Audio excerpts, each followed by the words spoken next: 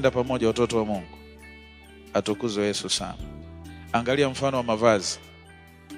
Mfano wa mavazi. Kuna mifano mitatu nimeweka ubaoni. Mfano wa kwanza ni Wafalme wa Pili sura ya 2, mstari wa 8 mpaka mstari wa 18. Wafalme wa Pili sura ya 2, 8 hadi 18. Elisha anapokea upako wa Eliya kwa kudaka vazi la nabii Eliya. Vazi la nabii Eliya liliachilia upako wa Roho Mtakatifu kwa Elisha.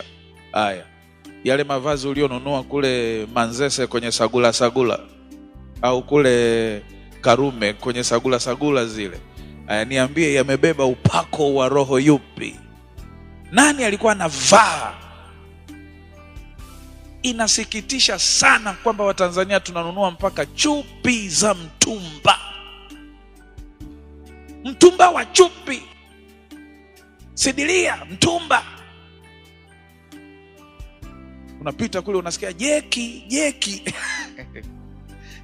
100 200, jeki 100 200. Nilikuwa sijawahi kuelewa jeki mpaka nilipoeleweshwa na dada zangu nini maana ya jeki. Mtu kashika sidilia afa anaita jeki.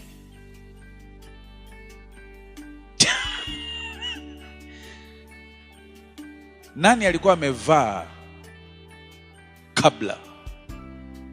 Ana roho gani? Kama upako wa Roho Mtakatifu unaweza ukakaa tu kwenye joho, kwenye kanga, kwenye vazi la nabii, maana yake mavazi yanaweza kubeba upako, whether ni wa Roho Mtakatifu au ni wa Roho Mtakafujo. Mavazi ni carrier ya upako mzuri na upako mbaya.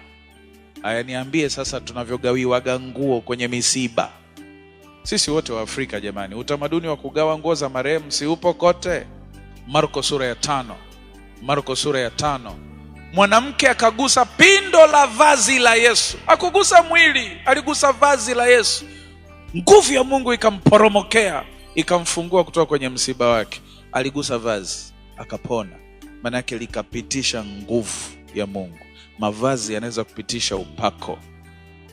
Matendo 19 mstari wa 11 hadi wa 12, Biblia inasema, na leso zilizotoka kwenye mwili wa Paulo zikasafirishwa kwenda nchi za mbali, na wote walioguswa na ile leso wakapona magonjwa na mapepo yakawatoka.